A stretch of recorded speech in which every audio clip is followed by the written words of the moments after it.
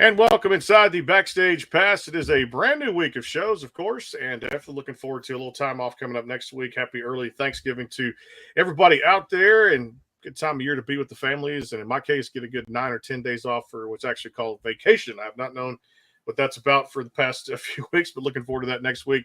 And presented by our friends over here at Bangtail Whiskey. You can check them out for the holiday season, bangtail.com, or Easy Liquor is a good place to get that bottle sent directly to your door for a little bit of online shopping. Your choice of drink out there. My choice is Bangtail Whiskey. Check it out. I guarantee you it goes down very, very smooth from the first sip. Kirsty and I can verify that, no doubt.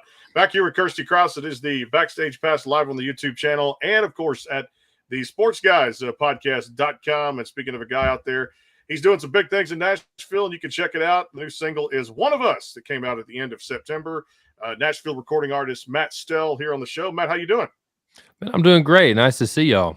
Good to see you, brother. Good to be here. And I tell you what, it's great. I tell you what, I'm going to dive right into it, man. I never am shy on this show when it comes down to Absolutely. The single's fantastic, dude. Y'all have pumped out some great music ever since Prayed For You came out, too, as well, even before that. Talk about One of Us and how excited you were to get this out to the fans. Yeah, man. I mean, I was really excited to get this song out to the fans. You know, it's kind of an up tempo, like a banger that's fun to play out live, and it really goes over well live. We love playing it as a band. You know, it's one of the most fun songs we've added, and to kind of see it sort of take off is man, it's been a ton of fun for sure. Getting to play it all across the country right now, and yeah, it's been a little bit of the pet during the show for sure.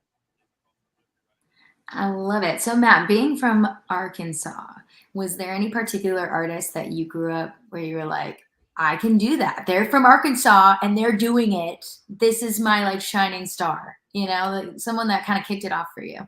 Yeah, I mean, I watched people like, Joe Nichols and kind of I remember going to his concert when I was a lot younger and seeing kind of seeing him do his thing, and that may be one of them. It's like I left here to go to like I kind of started playing music in the Texas world, or at least tried to, and then sort of came up that way. And then that was sort of what gave me the confidence after I had written a couple songs there that did well for Casey Donahue, an artist down there, and that kind of what empowered me to get here for sure. But yeah, I mean, kind of seeing those folks do it. Justin Moore, obviously, too, as well as somebody who I've kind of watched and been like, that's a guy from pretty close to where I'm from. And so anytime you can see people have success, it makes it kind of makes it a reality a little bit more.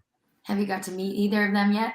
Yeah, I actually never met Joe Nichols, but I know Justin a little bit. Yeah, man, we play some shows together, and he's always been really great to me. I actually just played in his golf tournament this last year out in Cali. So Nice. that was a whole lot of fun. Well, I understand too, man. I love mixing in sports with music. Yourself, you were a collegiate basketball standout too, no doubt. Tell us this story because, brother, you got all the height and then some, and people can look back and say he could dribble, he could shoot. What couldn't he do at 6'7"? Tell us about that. Yeah, man. I mean, I played basketball my whole life. That was my first dream, and I actually started playing music while I was in college because when you're playing basketball, you're just on campus all winter break, so you don't go home, and there's not a lot going on. It's just kind of practice and travel, and so filling that time in between there, it's just like, what are you gonna do? And my mom had got me a guitar when I was like 12 that I didn't really ever play at that Christmas morning, and I just asked her to bring it up to school and to a home game, and that's when I just sat in front of my computer like this and learned how to play all the songs you learn how to play. So it's kind of cool how one dream turned into another. Yeah, so let's take, as you're living your dream, let's take it to your first like big hit. Now you keep putting out music and the fans are just consuming it like crazy. But when you put out Prayed For You, we're like, I have something very special here. Like, and then watching your life change and really expand. What was the feeling in that moment? Was it like, oh my gosh, this is chaotic, I need to be everywhere at the same time, and we just got to try to pump this song as much as possible? Were you on radio tour then? Yeah, I mean, it kind of happened. It was, the song kind of took off streaming and stuff like that, and we shot a music video for it, and that kind of built on, the momentum, and then came the record deal and taking it up the chart. And I didn't really know what any of that meant, just kind of holding on for dear life and learning how all that works. And, that's just kind of the way, and then that turned into radio tour, and then that turned into getting to celebrate a couple number ones at country radio, and just kind of watching that climb and being a part of it and experiencing it, not really knowing what to expect, and just not knowing what a lot of the not knowing what anything was, honestly, not knowing what consumption was or how the chart worked or anything like that, and just kind of getting to chase a song off the chart. It was really special for sure, and it had definitely changed my life. Yep. Awesome. Talk to us about like that, having that be your nugget. Like when did you guys write that song? Talk to us about writing "Prayed for You." Yeah, so I wrote that song with Ash Bowers and Allison Veltz. Allison came in the room with, she had just met who's now her husband, and she came in the room and had this title like, I didn't know you from Adam, but I prayed for you. And we're like, okay. And we just kind of worked backwards from there and kind of added parts of the, try to tell a story that was kind of her story a little bit, but that from a perspective of like more if I was going through that kind of thing. And, we wrote the song. I had no idea that it was, I knew we'd done a good job, but I had no idea that it was going to change my life the way it did. So it was a crazy, crazy time for sure to see it go from the page, in the room to, working it the up radio. the charts. Yeah. Yeah. It was special, man. It was did not expect it at all. Awesome. You guys did a lot for me too. Even before that, I'm going to kind of dissect the EP here in a little bit. But man, y'all really had a smash country song for me. Everywhere But On, 2019, bro. That is just a great country song. Tells a great story. Tell us about that one a little bit. Yeah, man. I mean, that was our second single at number one. We got to celebrate a number one with, and kind of happened right in the middle of COVID. So that was also interesting.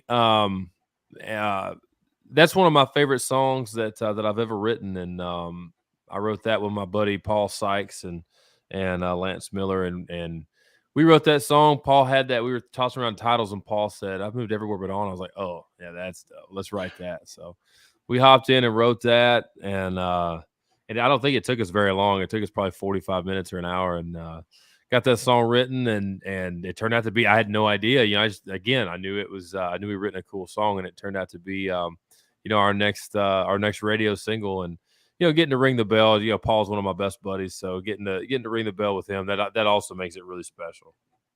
Is there a legit bell? I'm sorry, I'm out of the loop. What do you mean? Ring the bell? Is there ringing the bell, just kind of, just celebrating a victory. Yeah. Okay, because I know I used to have a sales job, so I know in like a sales job you would make your whatever sound it is when you get a sale. So I didn't know if it was like a bell. Yeah, the metaphorical radio Gotcha. country number one bell. Yeah. Cool. I love it too. And you guys put that as a leadoff single for an EP that's fantastic out there. You guys put out in 2020 called "Better Than That." Talk about that whole project and how this came together. Of course, a lot of the songs on there, I mean, just again, two of your hits, the big ones that went number one, "Prayed for You" and "Everywhere But On." But man, y'all had a great selection, at least in my mind, of some great country songs on that EP. Yeah, man. I mean, anytime you're making a project, it always ends up being like a snapshot of what's going on, then, and so it's cool to listen to those songs and kind of some of the stuff that we still play, like Whiskey Wood and that we've been playing every night. And I'm kind of trying to remember what's on which EP, but they kind of, it goes together a little bit because, like I said, it's all like it's all just a snapshot in time. This is what we're working on and release. And yeah, man, it was so much fun. And like I said, we still get to play a lot of those songs, and it's always great when people request the stuff that we're doing, that's off of those projects that are like, kind of really dug in fans. That's the goal, because they're, the radio singles are, that kind of what launch it, but what sustain it is, having music that people like and want to hear. So that's definitely been the way we attack it for sure. How would you describe your writing style looking at it too? I think definitely it's always great to step into those co-writes, but yourself, you love to write, no doubt about it. And just in kind of knowing your background a little bit the way I do. And how would you describe the Matt Stell writing process? Well, I mean, I just try to learn from whoever I'm around. You know, I have a group now that my time is kind of I have a lot of time demands where I don't get to write as much. So I guess I have to be a little more selective. So I kind of have my crew that I write with, and you know, from there we you know, that's where it kind of where it starts. I mean, I write with new people too sometimes, but just right now, you know, it's much more just like getting in the room with the people that I know I vibe with, and from there, man, we just kind of start from a title and work our way out. You know, maybe we'll start from a melody occasionally, but a lot of times we start from a title, and we sit in a room and come up with the best way to tell a story, and like I said, that typically starts from the title on the way out. And then I like to kind of here lately, especially like revise, like go write something and then live with it and kind of comb back over it. Actually when we get done here, I'm gonna go sing a new vocal to a song that I wrote about a month ago, just because I had a new idea for it. And I do like living with them, so that's actually been a new thing that I've kind of in the process that I think I'll keep doing. The rewrite, yes. It's Hmm. grueling, but it's essential.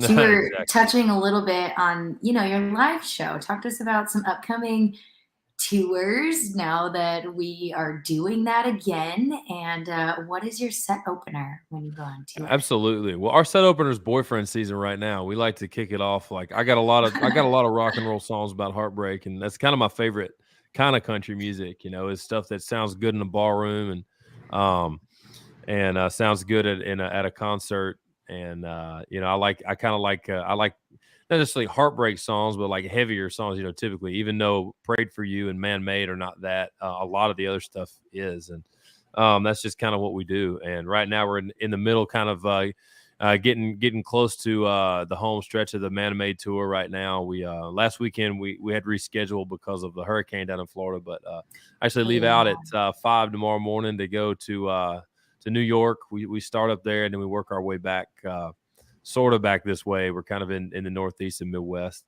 for the Busy, next busy. couple of days, and or for the next like 4 days, and so it'd be great. Get to meet the band up there. They're on the bus right now and rocking and rolling, and I got to fly out there to meet them tomorrow, but I got some other like meetings and stuff to do. So it's a lot of miles, and it's been great though, man. That this tour has been unbelievable. Yeah, and with songs like that too, brother. Like I said, everywhere but on and prayed for you. And I tell you, this other one that caught my attention off that EP. Better than that, you guys have had success with this one too, and I'm sure it's got to be a show favorite, at least the crowd favorite out there. If I was a bar, tell me a little bit more about that one. Yeah, man. If I was a bar, it's so fun.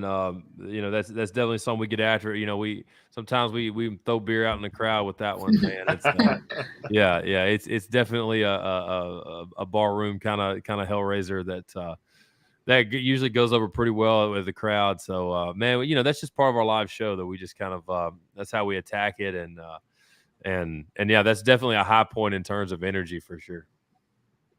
I love that too. Go ahead, Yes. you're good. So when you had, you talked about we talked about now all the success, and we're celebrating with you, and we're clearly fans of yours and rooting for you. And so now when you go back to Arkansas and you're like, okay, here's where I'm at. I'm feeling confident on what we do.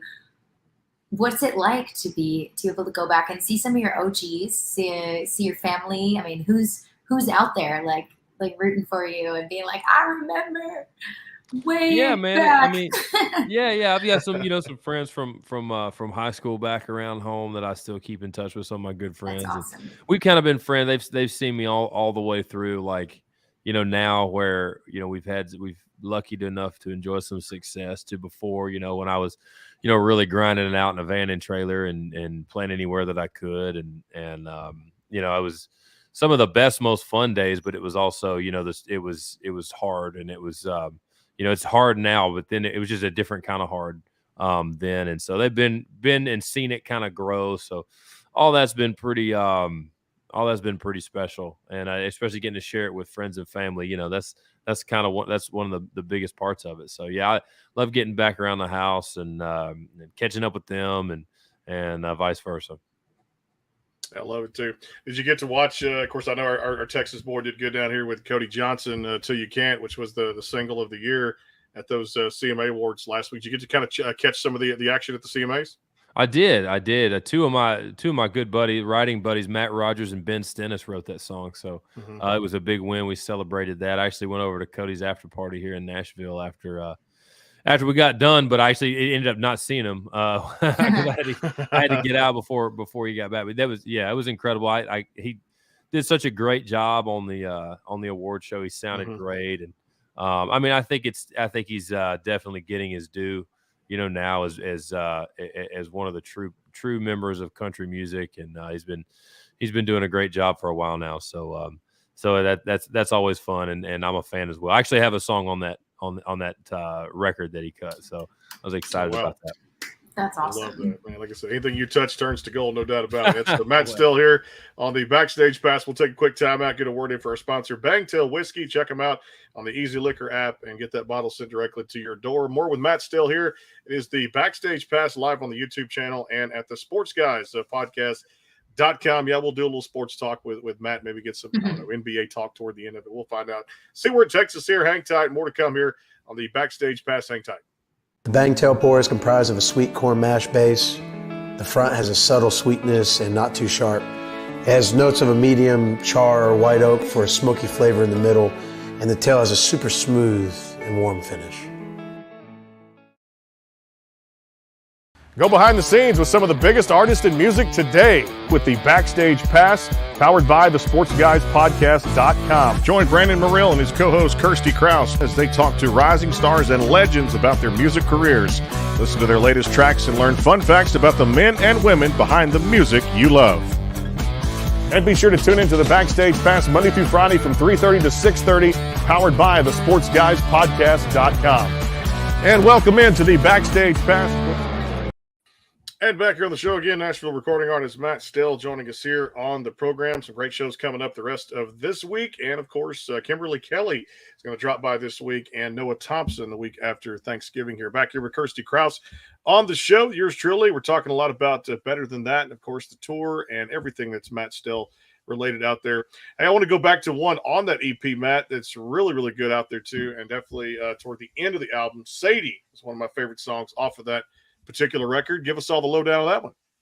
Yeah, man, that song kind of came from my manager shot that song over to me, and he was head over heels for it, and I heard it and I could hear why. I actually think I actually may try to revisit that song on another project. I've kind of got some plans for it, but man, it's I've really noticed that's kind of one of the most requested songs that has not been a radio single. Whenever we do like VIP meet and greets or whenever I just got a guitar in my hand and somebody's just yelling at the stage. So they'll holler about that one, and which is cool, man, because it's a whole lot of fun to play live. And like I said, when the whole point of making music and doing this thing is to make music people care about. So it's when you've got a song that they've kind of found on their own that they care about, man, I mean that's what you hope. I loved a lot on your, man, I go back to even 2013 with your brother, A River Through It. I'm going to go old school. Matt's still here too, because you guys have put out some great stuff there. One of the ones that stuck out for me was Grass Looks Greener off that album too, which again, I just love that 90s country sound. You really epitomized that with a lot of the things that you put out there. And Memphis on the River. Tell us about those two. Well, thank you, man. I mean, Grass Looks Greener I wrote with a Texas boy, Ben Danaher, who lives here in Nashville now, and kind of in that same scene at the time, especially as a writer. And he's great. You can see him all over. He tours all over everywhere. So do you know him, Brandon? I've heard the name. I have not officially met him, but I know he works with a lot of the Texas country artists down here too. We should have him on the show. You should definitely have him, man. He's a great artist, great writer, great dude. I haven't actually, I need to send him a text. I haven't talked to him in a little bit, but great dude. We wrote that here in Nashville, and that was just a song I came in, kind of like trying to figure out, like when you give a dream a shot, when you got to kind of spread your wings and fly a little bit, and even when something's worth it, it still has a price to pay, and it doesn't mean it's not expensive, and that's kind of what that song's about. What you got to give up to make that stuff happen. So and then Memphis on the River, I wrote myself up in Fayetteville when I was living in Fayetteville at the time, and I kind of wrote it about a girl I knew. She wasn't from Nashville; she was from Dyersburg, Tennessee, and I just kind of wrote that song sort of just kind of out of the blue, and just try to tell a story that sort of happened, and kind of trying to not let kind of trying to let life dictate what it is I sing about, which I try to do. I don't always, but I try to do it. And yeah, man, that song came out one night, and took it to the band at the time in the morning, and they actually weren't super sure about it, but I was like, I don't know, it feels good, and then it probably ends up being maybe my most popular song, kind of before I had a record deal and stuff. So it's still, and I play it every now and then. I'll still get people will request that one a lot of times. Yeah, no doubt. It's a great album out there too. River Through It from Matt Stell too. There's one also we're going to talk about here in a little bit called The Best Thing. But I tell you about, the more I listen to your music, it reminds me of just a good movie out there, or several good movies, because I really enjoy getting down to the dialogue in a movie. And what your songs do is they have great storytelling to them. They have great lyrics, and it reminds me of just like, okay, if I were to put myself in that song, what character would I be? And then after listening to the song, I figure it out more. And I can say, okay, from this vantage point, I see the character by just listening to it for the first time. But after a few spins, and after it's over, you start going, okay, this is kind of the character it might turn out to be. You have just great storytelling in. Maybe that's a good way to explain it. I hope it made sense there. But it's just a great way to explain your songs. It's like it really figure them out more and more and more by taking life experiences, putting them in there. And you may think the character kind of goes in one way, but after listening to the song coming out of it, it's a totally different vantage point. Does that make sense? Yeah, man, that's really interesting, man. I appreciate you listening. Kind of that deep. I because a lot of times especially early on, I was writing story songs about either stuff I'd seen or stuff I'd heard about. So I wasn't always the main character in the song either. And so you kind of try to tell a story from different vantage points. So yeah, that's really interesting way to think about.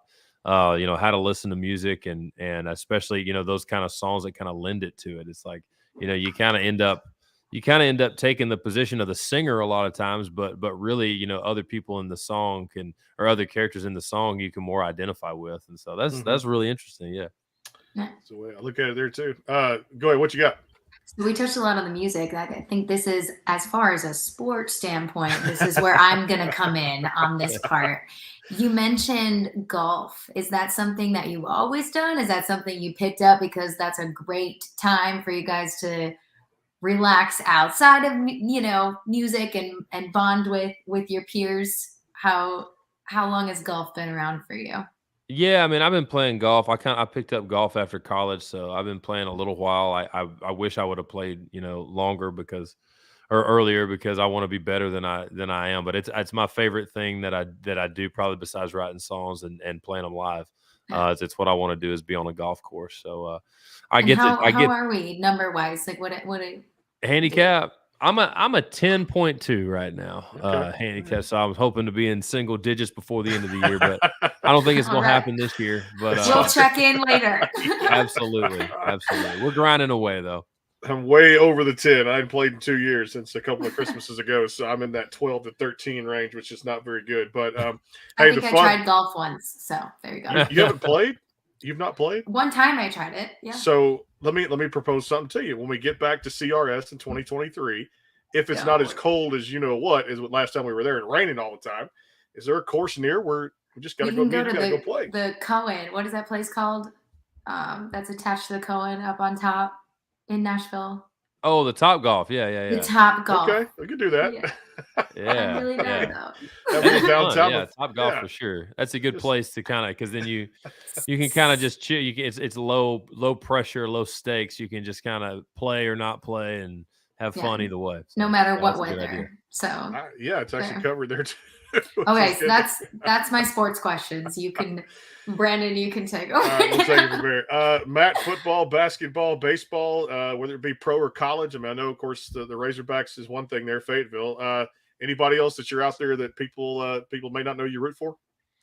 Yeah, man. I mean, my best friend is from the Mansfield area down there, Dallas Fort Worth. So I'm down there quite a bit, actually. And one of our mutual friends works for the Mavericks, so we get to go a few times a year typically and go watch them. So I would say the Mavericks, and then also, I'm from close enough to Memphis where it feels like you kind of rooting for the home team there.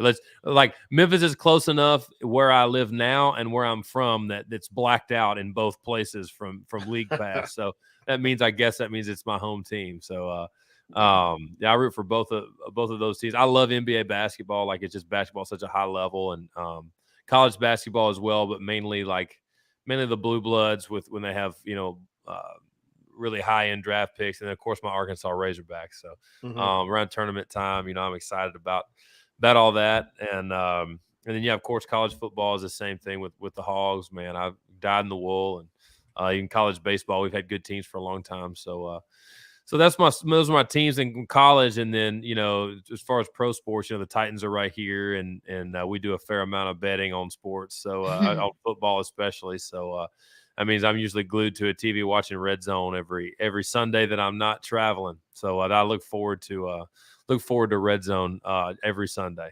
Nice. I love that. I got to throw one more college question at you too, because this is going to be. I actually texted one of my buddies, JD Shelburne. He's in Nashville there too. He's also a Nashville artist. You may know JD out there. It looks like Kentucky might, with head coach John Calipari. They got this big recruit. He's a 5-star guard, DJ Wagner, and looks like he's going to be the number 2 prospect by I think there's a website called 24/7 Sports, and number 1 in that category. He chose Kentucky over Louisville to go to the Wildcats. So again, after the heartbreaks over the last couple of years with Kentucky and the Wildcats, I told Jay today, I said this could be like a little mini NBA starting 5 coming up over the next years for Coach Calipari. So I thought I'd just throw it in there too, because these players, man, it's crazy, because like high school sports today, Matt, and I know just I coached basketball for a year, but man, it's just whatever's in the DNA for some of these athletes that are coming out now as these top recruits, man. It's changed so much in the last 20 years. Yeah, for sure it has. I think as we learn more about the game, as we learn more about the training and the body, these guys come out and they're just more ready than they've ever kind of been. And it's always fun watching those high end recruits. I mean, that right now the best player in the world, the best prospect maybe ever since LeBron and since LeBron and Kareem back in the day is in France right now shooting one-legged 3-pointers, and he's 7'4". So it's like it's a crazy world, watching the evolution of basketball and football as well, but basketball especially right now is in a really good spot talent wise. You can tune in any night and see somebody incredible, and I know Calipari's got that another great recruiting class coming in, but they've never been starved for talent. So I feel like Coach Cal's a heck of a recruiter, but we like what we got going on up on the hill with Coach Musselman, and we're a top 5 recruiting class the past few years or better also. So that's always fun when your league is real good, because it makes every game matter. Yeah, no doubt. And those first few. Oh, go ahead. I was going to say those first few rankings came out for college basketball for people that are interested too, and I think 5 or 6 Texas teams are actually ranked in that top 25 too, including Texas A&M too. Go ahead. So you're 6'7", Matt? Yeah. Does that make you taller than John Party, right? Yeah, I guess so. I'm probably, but I mean, when you're walking around in the music industry, you're like, hi everybody. Right, exactly. Once you get over like 6'5", it's kind of all the same a little bit, but yeah, I guess I'm the tallest. Okay, gotcha. I like that. All right, so I got to ask you about this, Matt. Any kind of favorite foods? Do you enjoy cooking? Do you enjoy some what takeout? We all love takeout, no doubt about it. And is there a Matt Stell favorite drink, whether it be alcoholic or non-alcoholic, that you kind of go to? Yeah, well, my favorite drink is a cold Busch Light whenever I'm drinking beer. And but yeah, I mean, I love all kinds of food. I'm not picky eater at all. As a matter of fact, I don't understand picky eaters. Like, I'm just like, there's so much in the world that's so good. So I love home cooking, just like at my grandmama's house when she's making, soul food, she calls it. And but then I love to eat sushi and Indian food and try new things and go new places. And that's varieties of spice of life for sure. And literally when it comes to food. So this time of year, I love Cajun cooking too. I got a lot of friends down in South Louisiana, and I just got back from deer hunting down there, and we ate good the whole time. We ate gumbo and we ate smash burgers and we ate a little bit of deer meat and so I like it all really. I love it too. Is Go this for the it. rapid fire? It is. Go for it. Okay, all right. So I've been saving this for the rapid fire. What was the last song you listened to? Or if you don't want to share that, then what artist are you super into right now? The last song I was listening to the JP Sax last night.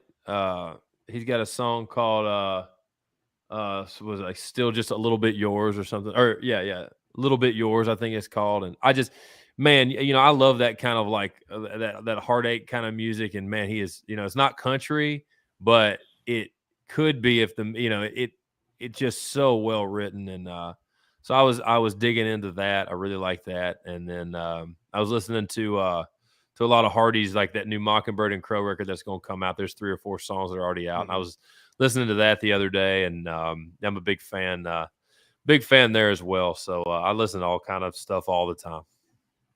Love that too. All right, is there a favorite dessert, staying with the food category, favorite dessert or ice cream or some kind of sweet that Matt enjoys? Yeah, I mean, I love ice cream. I have I've never once opened a pint of ice cream and ever needed the lid after I did so. And and so I love ice cream. I also love any kind of cake with cream cheese icing, like red velvet or hummingbird cake or anything like that. I love. So I got a sweet tooth though. I love chocolate like a pregnant lady loves chocolate. I love it. So, the only thing I don't like sweet is my drinks. There you go. That's a part of it. I was going to tell you too. We went to a festival this past Sunday. It's one of the largest, or actually is the largest here in Texas, called the Texas Renaissance Festival up in the Plantersville, Todd Mission, Texas area, just outside of Houston there. And you would have loved this, Kirsty, of all people. They had actually a chocolate covered cheesecake that was on a stick, and it was cheesecake just drenched in the swirl of the chocolate, like frosting. I'm already texting myself Texas Renaissance Festival. So just yeah, and it's a good mix. Matt's talking about like how people can't be picky because you can go out there and you can go to any country of any different, background, what have you, Greece and France and Spain, things like that during that time period. And all the vendors, people dress up, have fun in costumes, and also too, you can go out there and get whatever food you like. So I mean, Greek pizza, Greek salad, a gyro, whatever you want out there, and it's just got a lot of flavor out there. So people have not gone to a festival, they want to try the Matt way of not being picky about your food, then go out there and enjoy a little food of everything too. And actually, it was pretty cheap to get in. Of course, the food's out a little pricey, but any festival, any carnival this time of year is going to be fun out there too. Well, I tell you, Matt, I love the music, man. One of Us is the current single out there across all the digital platforms. Make sure you guys go download, get those stream numbers up, and visit mattstell.com for more information on the tour dates, the merchandise, all the good stuff out there. And Matt, next time we catch you, hopefully we're in Nashville at CRS 2023. We'd love to meet you in person, my friend. And hey, continued success going forward. We appreciate you being with us. Absolutely, man. Thank y'all for having me. We'll definitely see y'all soon. Yes, congrats on the new single. Yes, it's One of Us out there too across all the platforms. We'll see you guys tomorrow on the Backstage Pass about 4:32, and definitely stay tuned to the socials to find out who is coming on next. I know Kimberly Kelly's going to stop by this week. Looking forward to that too as well here on the show. Kimberly. We'll see you guys. I love Kimberly. Yeah, awesome. She's another awesome artist out there. Noah Thompson, the winner of American Idol, next week, or the week after, I should say, Thanksgiving. We'll be taking a week off next week to enjoy the holidays with our families. We'll see you guys tomorrow about 4:30 here on the Backstage Pass presented by Bangtail Whiskey. Until then, have a great night. We'll see you soon.